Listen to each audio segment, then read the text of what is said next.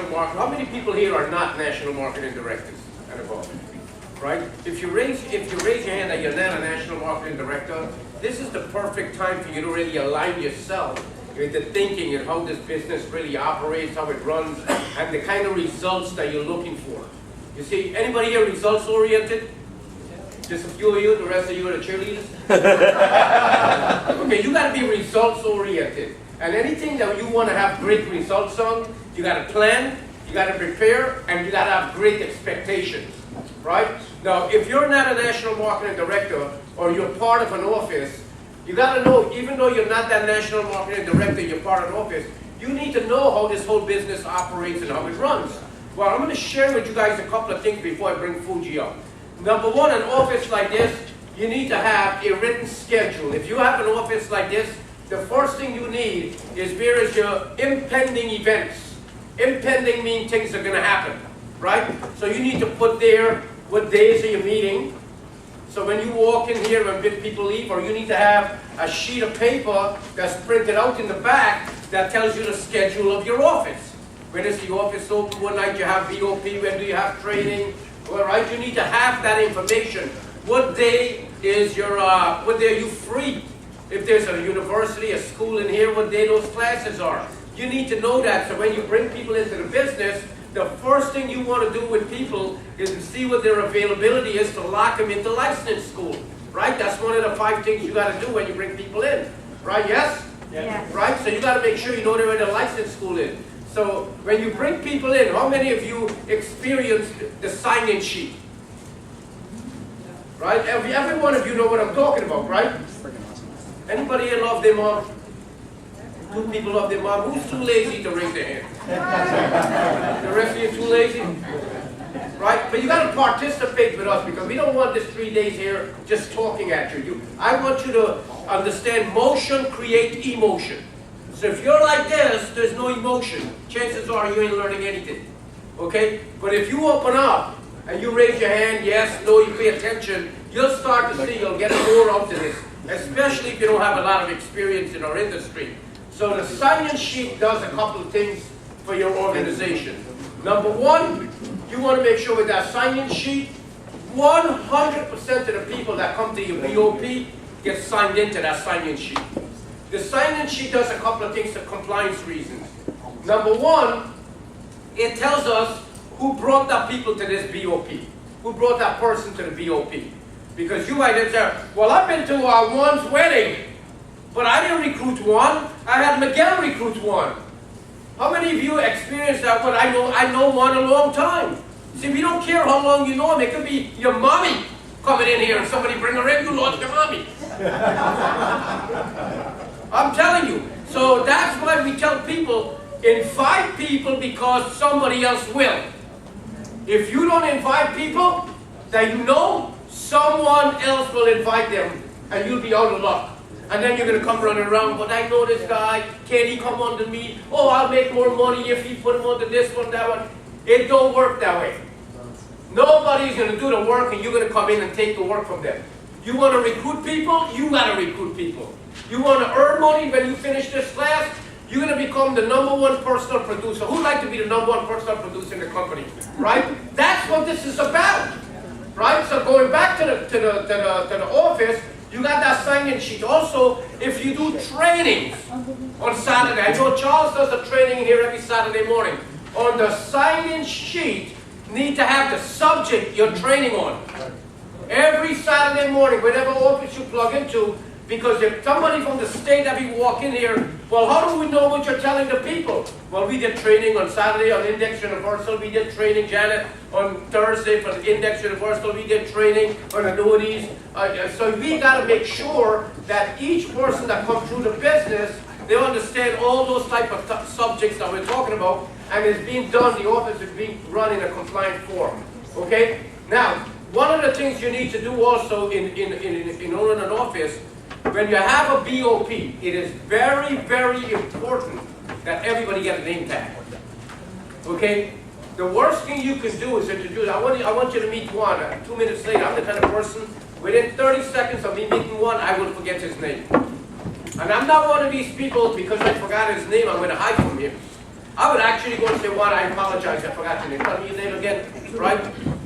So you got to make sure that, you know, get people name tags. That's a good thing. That grows your base shop numbers. Just a little name tag. That little detail. Some of the things we're talking about here, you might think it's not even important. But if you're running the system, what Dan put up here today, let me tell you, you guys have no idea what it takes to put a system like that together. Okay? It takes a lot of input, a lot of time, a lot of energy, a lot of man hours to come up with a system like that. And we're not saying we're perfect, but you know how I know we're perfect? We're getting better every day. That's what makes us perfect. We're getting better every day. So I'm going to bring Fuji up now. Let him give you guys an idea what's his thought about a compliant office. Okay, and he can talk about what anything he wants. Fuji's, he's the one that recruited Zoe, so you guys know your chain of command, right? And it's very important that you understand the structure, the hierarchy. That's why I invited these guys here to be part of us, because they are part of us. You understand? They want all of us to become successful in this business. They want each and every single one of us to at least make $10,000 in a month. Anybody with me? Yes. So these guys have a financial interest. They have their heart. So when they come up here and give us their role, let's make sure we show appreciation. Let's give this giant command.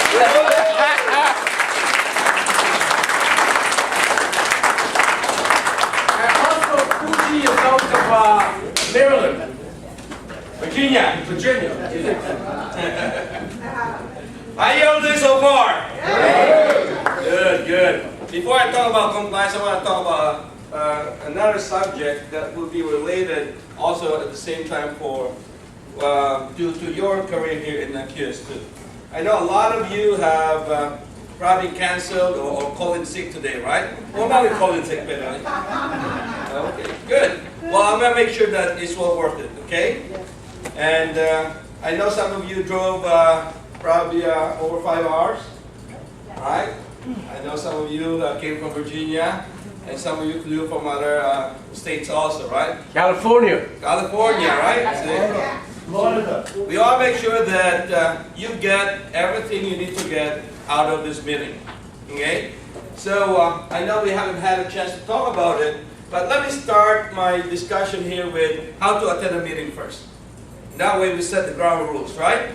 The first thing you need to do when you attend a meeting like this is very important that a lot of people sacrifice their time and effort, right? Is stay in the room. If you have to do your personal business, do that before the meeting. Because it's so annoying to go up in and out of the room during the presentation. And the most important thing is when you go out there and you have like Rocky or Dewey do some training here, and you miss on that information, that could cost you a lot of money. You know, I have been privileged to have been trained by a very disciplined mentor. We sat down in meetings from 5 o'clock in the morning. The meeting is at 7. At the door, we're at 5 o'clock. We're there already waiting for the meeting. And we don't go out of the room until like 5 o'clock in the afternoon. But because of that, we become disciplined.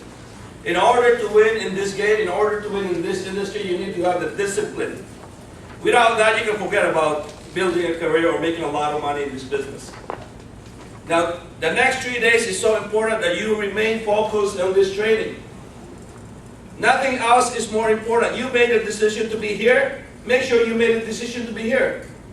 Alright? Any phone calls, anything like that, unless somebody is going to the hospital in an emergency or dying in a deathbed, it's not important. Okay? Because if you decide that you'd rather somewhere, I'd rather have you somewhere outside there. Don't come in, right? Because this is so important, because whatever you do here affect your neighbor, affect the next guy sitting to you. What happens if that guy is really dead serious and you keep on distracting him? Right? That's how you win in this business. Alright, so part of the compliance is be compliant and attending the meeting. Alright, can we all agree on that one? Yes. Alright. Good. Now, this is the Insurance Academy. This is not like your other meetings on a weekly basis. So sometimes the language here will be very strong or strict, right? Because this is boot camp. Anyone who's been in the military before? Okay. All of you who've been in the military can relate with me. Alright, my background is military. So sometimes I have a tendency to act in a military manner, right? Especially when it comes to discipline. Now, another part of discipline is if the meeting is at 10 o'clock, you should be here at least 15 minutes before the meeting. Okay? We have a saying that if you're on time, you're already late. Put yourself on somebody's shoes, right? They came from out of state, California. They spend a lot of money. Probably the airfare is about $700. They have to stay in a hotel for $150 a night. They have to eat outside for another probably $100 a day. You know how much money they invest to be in this meeting? For you not to respect their time and you keep on going out of the room? You guys follow me? Yeah. Can we all agree that we have to respect each other's time? Yes. Awesome. So, now, compliance is a very broad subject, okay? It has a lot of things included to it. The first thing I want to talk about compliance is business card. Okay? Business card. You need to have a very compliant business card. What that means is you have to order it through the company. Okay? You're going to have your own business card. It has to be a QS2 business card. Okay? So that's one. The second one, and as we try to standardize everything across the country, right? As we standardize our operation, okay? Marketing materials. I know we're still developing, but as new material comes up, make sure that it's compliant. Or if you don't have the material yet and you want to use it, make sure you ask for permission to use it. Okay, you can always email our CEO, Mr. Ahmad, and if he says it's okay, then you can use it. Because I know we're still going through the process of building all the materials. Okay, we want to make sure that whatever you provide to the customer or the consumer out there is something that is accurate. Okay. And I don't think Mr. Ahmad will mind receiving a lot of emails from you asking if it's okay to use that kind of material. You don't mind, sir, right? No. All right, see, there you go. See, the only business that will stay, right, is the business that stays in the book. So if it's not compliant and doesn't stays in the book, it doesn't pay you, right? And for you to build a good career and make a lot of money in this business, you got to stay in business. If you're out of compliance, guess what? This is the fastest way to get out of the door. You guys agree? Yeah. Compliance is very, very important in our business. Okay? And as long as you get into a habit of following, right? And we're not going to teach you something that is to your detriment anyway. So as long as you're in the habit of following, then you will stay longer in business. Okay? You will stay longer in business. You know, and we got to talk about this a lot more as the days go by here. We have 3 days to discuss about it, and we got to be stressing about financial needs analysis and stuff like that. That is so important because there are 3 things that you need to figure out before you can make a recommendation. 1, what is the discretionary income of your prospective client? Why is that important? It's about affordability. It's about suitability of the product that you recommend. Okay. The second one is you're able to determine the actual need, as opposed to most of the agents out there who just sell to sell. Okay. If you're here just to sell, right, and you're not very compliant, you're not going to last in this business. And I want to share to you a story about that. Back in the days, I remember, and I learned a lot from this lesson. At that time, my upline was just selling to sell. And we never expected it. I have a downline. He's very healthy. He works in construction. As a matter of fact, he was working at the Norfolk Naval Base. Every day, his wife would pick him up from work.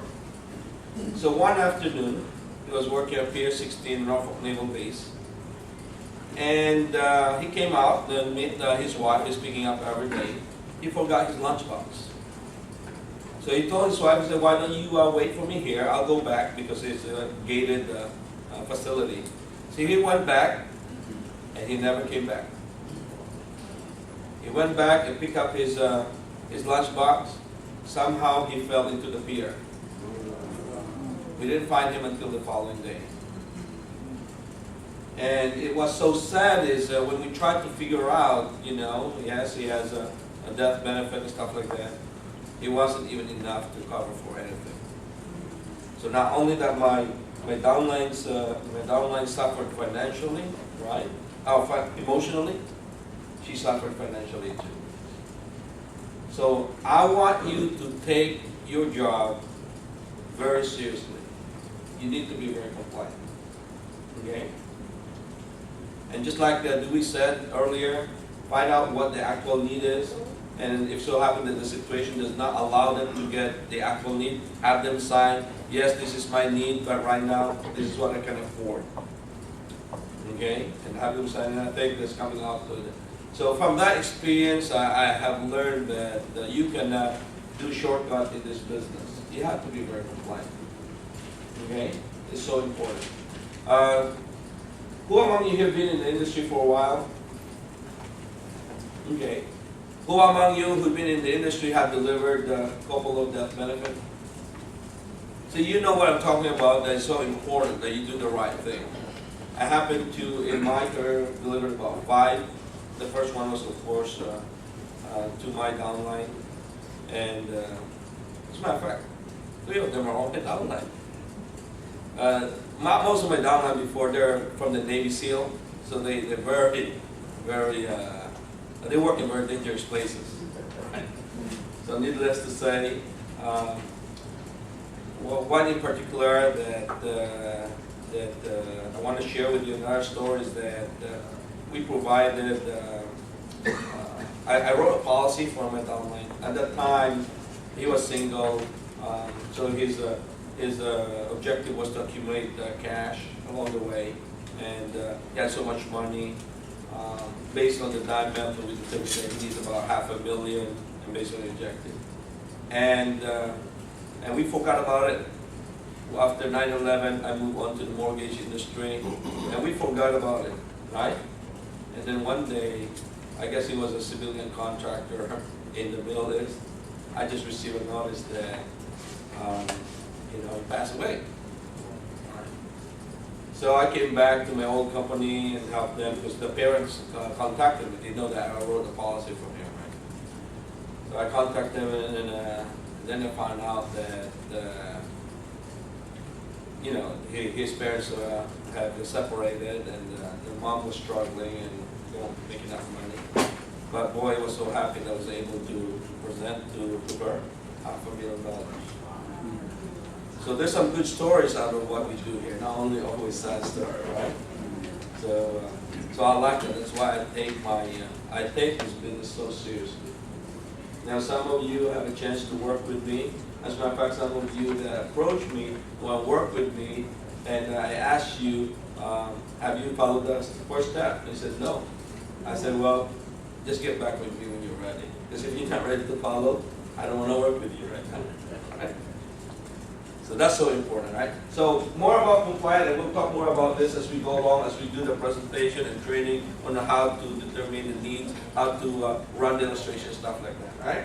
So as of now, another thing that I want you to be compliant about is appearance. As you can see, QS2 is a brand, right?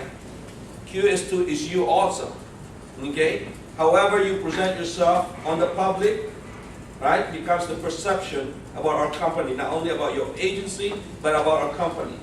So in appearance, there's also compliance. We are in $1 billion industry, right? That's my $1 trillion industry. Okay? You present yourself as a financial professional out there, but if you're not properly dressed, or you don't present the right appearance, how could people trust you? You take a good example, the banking system. Go around New York, right? Pick a bank, Chase. You go inside there, what do you see? Everybody dressed properly, right? not only that they represent the brand Chase, right? So you got to be compliant also in appearance. And you make it a habit to be compliant with that, right? Compliant in the way you use your language. Earlier, Zui has the right language in terms of the IUL. It's a retirement supplement, aside from the protection. Okay? So you got to learn most of that as we go along in our presentation today. Okay?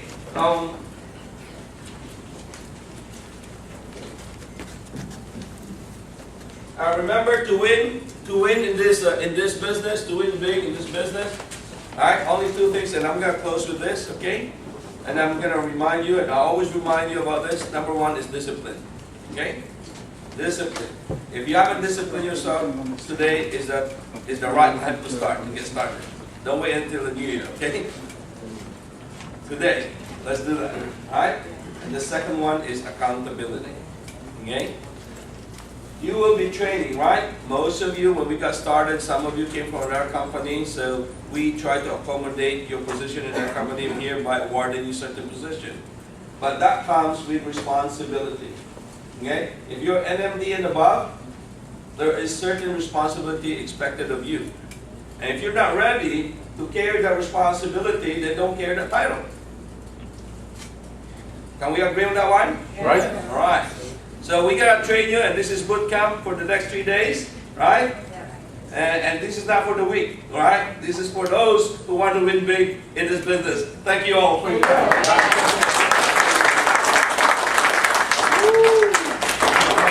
So I don't want everybody sitting here thinking like compliance is a bad thing.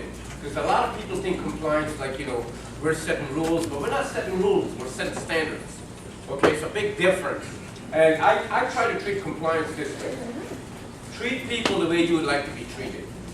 I've been in this industry over 25 years. Not once in my career, I ever had to go down to the State Department and answer a complaint. Not once. No, that's telling you what kind of business you need to run. If you could say that, and not too many people could say that in 25 years being in this business. Because there's somebody, you don't need to do something wrong for somebody to be unhappy, right or wrong? Right? But when you have those issues, you got to learn how to reach up to the uplines. I would suggest you come to the upline before you go to the company. Because if we can put the fire out before it gets to the company, it's a lot better. Right? So if you have any issues like that, you come to the upline and we'll go through that process. I shouldn't be saying that when the CEO is here. But you need to come through the upline so we can help you that go through those type of things. So while we're on the compliance thing, and I really want to take the first half of this morning talking a lot about compliance, because I think it'll set the tone when you start learning all the products and services, when you start talking about suitability and all the things that you need to learn. Okay, it'll set the tone for all that. So the next person I'm going to bring up here, he's been with Metropolitan for 22 years. I know this guy before he started Metropolitan. I think he sold his first UL to me that he ever sold in the business, which was like 25 years ago, okay, or 22 years ago. So I want you to pay attention to what he's going to talk about. But when you're writing business, what you have to look forward to and the things you need to do, because if you took the state test, you'll know exactly what he's talking about. So give it up for Chris Prasad. Give him a big hand.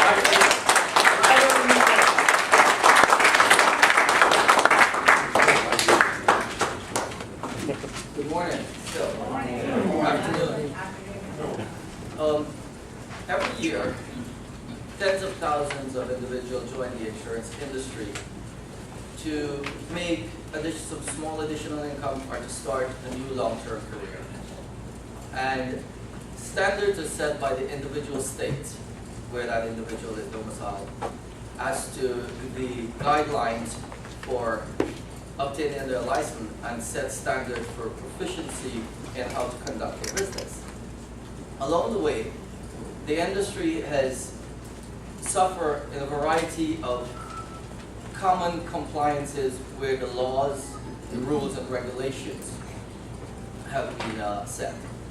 And each problem that's involved in the insurance industry have a perception held by the general public that has lost trust in the financial service industry. And that has tarnished the reputation as we've gone along. Many of us have already the old adage of, here comes the insurance agent. or they're not to be trusted. And this morning we were talking a little about compliances, and every speaker before has touched a little that's very important. Dewey has talked about when the client doesn't buy what you recommended, and although the recommendation might be in suit or in line with what their goals and their wishes are, that if you put it in writing, it can save a lot of headache down the road. Also, it's helped increase your sales, because many of them have refused to sign it and say, okay, I'll take what you recommend. And it's great what our CEO, Dan Ahmad, has said, that he's coming up with a page that where the insured will sign and to say that this was recommended, and I decide not to take this, but I will take this. I would like to make a couple of statements as to where in the insurance, especially New York State Insurance Department, and these are accurate information, because Rocky talked about education, and this year, when you have your license, there's continued education every 2 years. And this is actually from the insurance department of continued education. And in this topic is ethics, trust, and profitability, which is, those who are getting your license now. Again, I said the state sets standard for you to maintain, for you to start with a minimum proficiency in that license. It doesn't mean you know what to do. You just know what the minimum guidelines are. So I'd like to redirect you here a couple of disciplinary actions that have been taken against an insured, so that you are aware of the dangers out there, what to stay away from. Here is one. A respondent acted as a life accident and a health agent in the state of New York in the name of the respondent, whatever that respondent's name is, which was not licensed to act as a life accident or health agent. He was fined $1,000 by the New York State. Again, I know many of us are in this business, we're starting this QS2, and many of us don't have our license yet, and we are on the path of getting our license. But we have to be careful as we go along, whether it's our friend, close friend, and say, hey man, take this policy, it's good for you. If a competitor comes in, whether it's 6 months, a year after, and says, who sold you that policy? Oh, my friend Zoe sold me that policy. Well, I'm not going to say Zoe because I know he has a license. My friend Alex sold me that policy. But at that time, Alex didn't have a license. You can be fined because that issue, that situation there will be taken up upon the time when that application was done and Alex was the one that sold the policy. Although it could be me, Chris, the licensed person that went and signed the application, but he will say, Alex sold me the policy. That's a fine. And again, it will tarnish the reputation of the insurance industry. That's one example. I'm going to read a couple others. Even if they are licensed, but they are not licensed in that state, is licensed. Well, yes, you have to be licensed in the appropriate state or for the appropriate product that you're recommending. So if you're on your field training sales, you have to watch out for that? Well, no, if you're a field training sale, you're in a field training sale with a licensed person.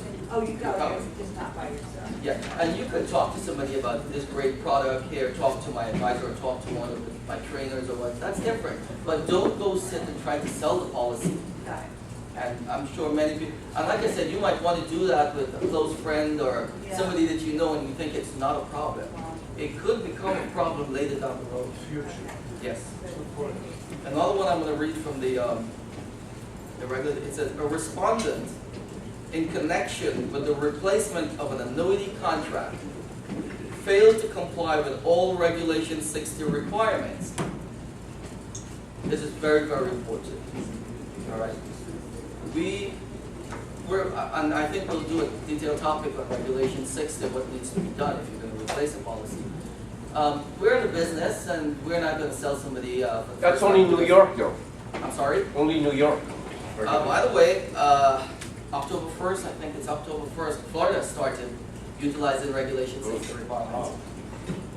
Started October 1st, yesterday. Yeah.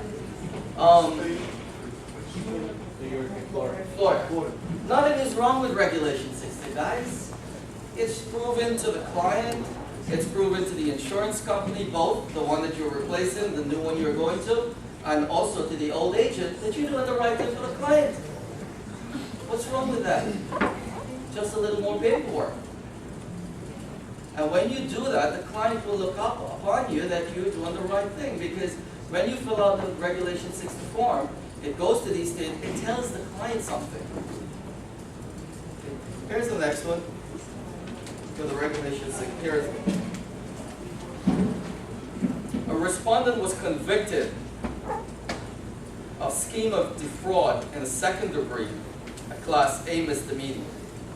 Said conviction was based on the respondent's conduct in connection with a life insurance policy he sold to an individual on behalf of the life insurance company, in which the respondent filed a change of beneficiary form, changing the beneficiaries, and on such form made false statements regarding the relationship of the insured to the new beneficiary.